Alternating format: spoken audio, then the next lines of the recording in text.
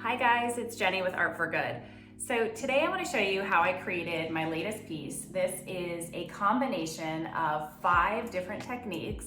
So we're going to go all in, get a little crazy today, and combine both traditional art techniques as well as fluid art techniques to create the dimension and depth that you see here, as well as the mimicking of natural light sources.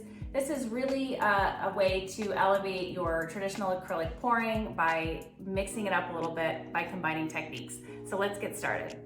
All right, so we're gonna start by just painting, doing a gradient painting with a paintbrush in a circle. So I did some tracing before I started this piece, so I knew exactly where the circle was gonna ultimately end up. Now I'm just placing my cake pan onto that circle, making sure it's covered, making sure there's no fuzz in there like I just did. And now that's gonna form a barrier to protect that gradient painting I did. So I'm going in with some Liquitex gold, and then a custom color I made, which was about half cadmium orange, half cadmium yellow, and a tiny bit of cadmium red.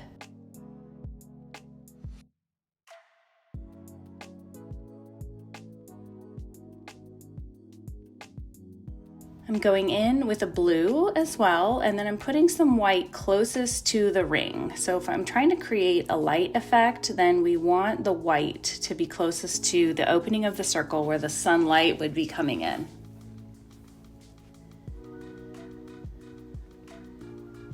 I'm just trying to make sure it's completely covered here. Now I'm going in with a darker blue towards the bottom of the ring.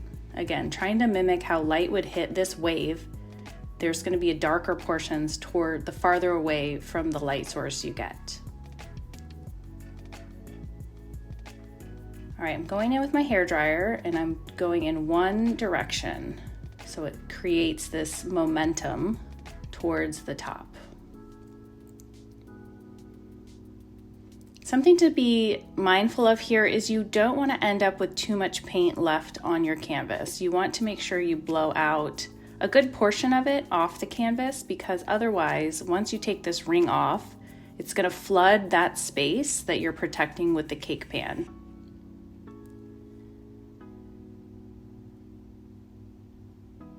So now I'm going in to do my middle section here, and this is the portion that I'm going to do the chameleon cells. So I'm going in with the same color blue, and then also that darker blue color.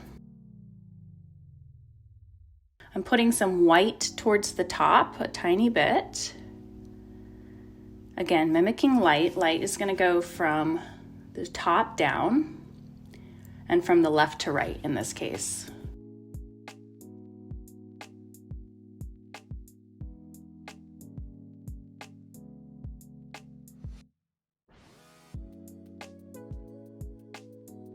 If you ever want inspiration for different color palettes, which is often what I do, I usually go to Pinterest and I start pinning paint palettes that you would use for your house. So usually they have experts that really create some beautiful different types of colors that go well together, or I'll find a picture from nature and just try to mimic those colors as well. But I know that's one area where people tend to struggle, is where to start with picking colors that go together.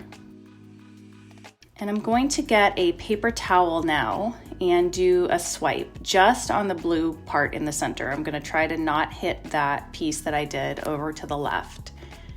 And my trick with using a paper towel to swipe is that I actually get the bottom, I use a spray bottle and just spray it a little bit with water. I'm just dabbing where no paint ended up on the canvas. So this is one of the things you have to be mindful of if you're not starting with a base layer, which I have found that I get a lot more control over the composition of my paintings by not starting with a base layer.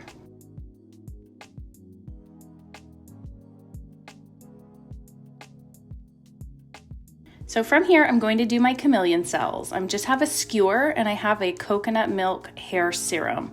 It's a very particular brand that I have found great success with, so I will put that brand in the link to where you can purchase that in the description below.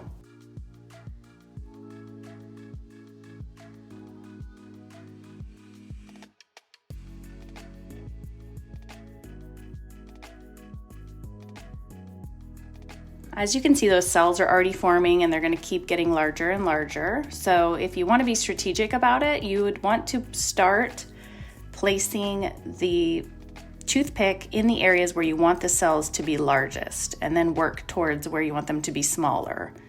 Here, I'm not too worried about that, so I'm just sort of doing a mix of things.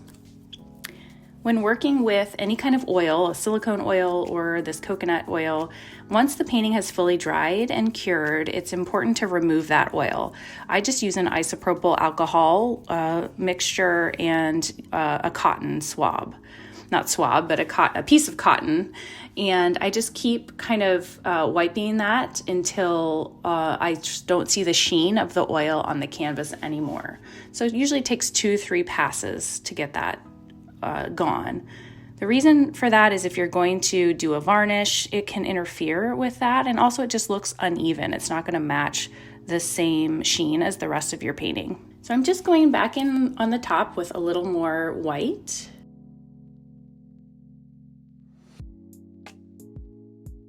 I did speed up this video slightly, so I apologize if I look like I'm working at superhuman speed. I promise it doesn't, I'm usually a little slower than this, but I wanted to get to the point to show you how I created this piece.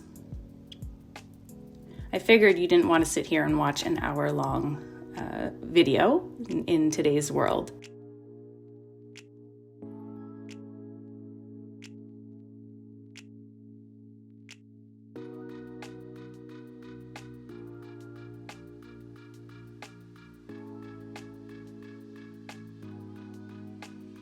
All right, now we're going to move on to the remainder of the painting. I'd like to leave a little bit of negative space over towards the right. The eye is really going to be focused on this ring that we've done over on the left side, and so I want to kind of give the eye a break by creating a darker negative space over to the right. So I'm just pouring my dark blue down.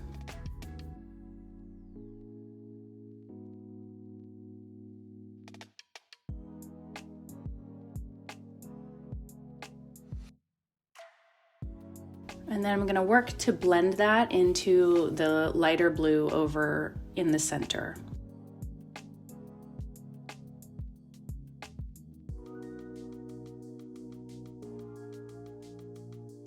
Pro tip is to make sure you mix enough paint. It's always better to have more paint than less. I found out I ran out of this color here.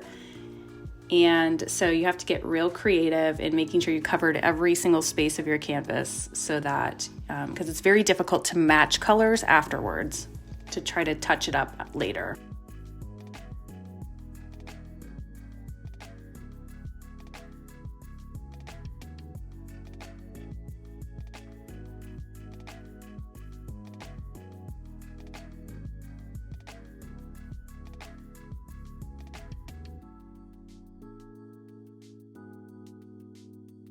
So now we're going to work on blending that out a little bit so it looks a little more natural and has some movement.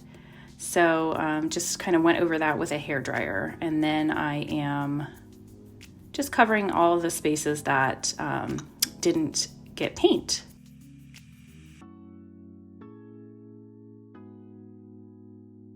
I found using the hairdryer to kind of make sure you get a smooth application is also helpful to make sure that you don't get unnecessary texture and that it's all sort of even. If you're looking for texture, by all means, go for it. But I prefer to be a little more strategic with texture pastes and things and putting them exactly where I want. It's a little bit difficult when you are trying to achieve that just with a hairdryer.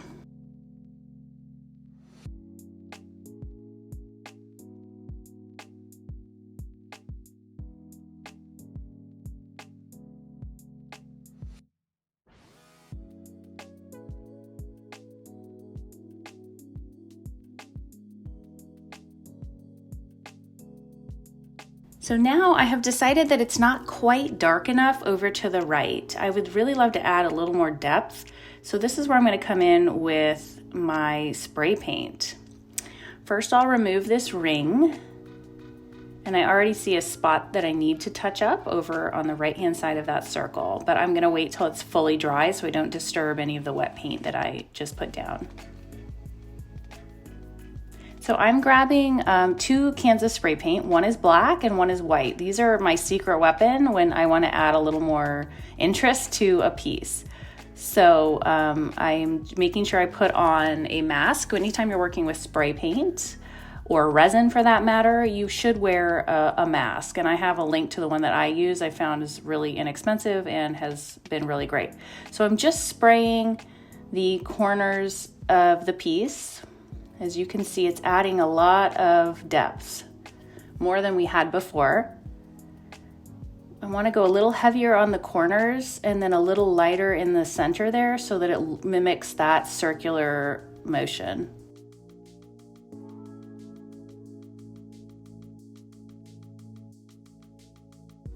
I also think I'm going to add some white spray paint up towards the top of this circle. And so in order to do that, it's important you want something that's going to block the space you're trying to protect. So I'm just going to use a piece of cardboard that I can sort of spray around to get the desired effect.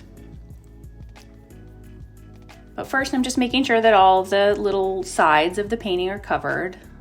Again, I found it's much easier to take a few minutes to do this rather than trying to add that later on, because you may not be able to match colors, especially if you're mixing your own.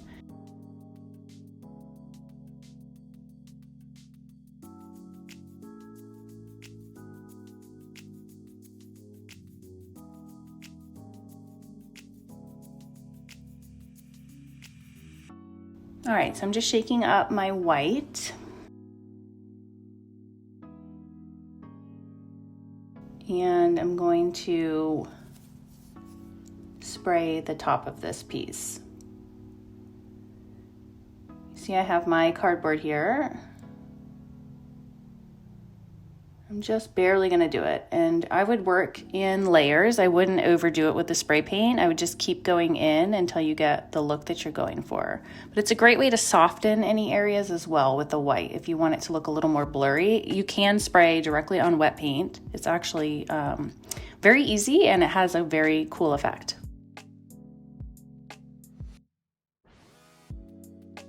So from here, I'm going to add my final touches. I don't really love that there's not a lot of white present near the circle. So I'm just going in with a craft stick that I've dipped into my white paint, and I'm going to try to give it a little more light and movement. So by drawing around the circle, it helps the eye create that effect of like a wave going upward and crashing. It kind of helps create that movement that you are looking for. It's again another trick that I use by adding in some little elements like this.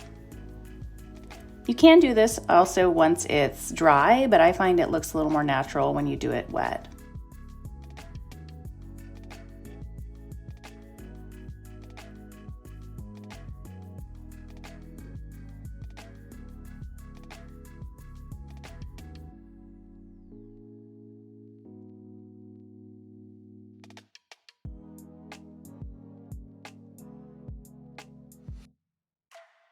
All right, and lastly, I'm just gonna give it a final torch. Torching just helps remove any bubbles. It also helps with those cells to form.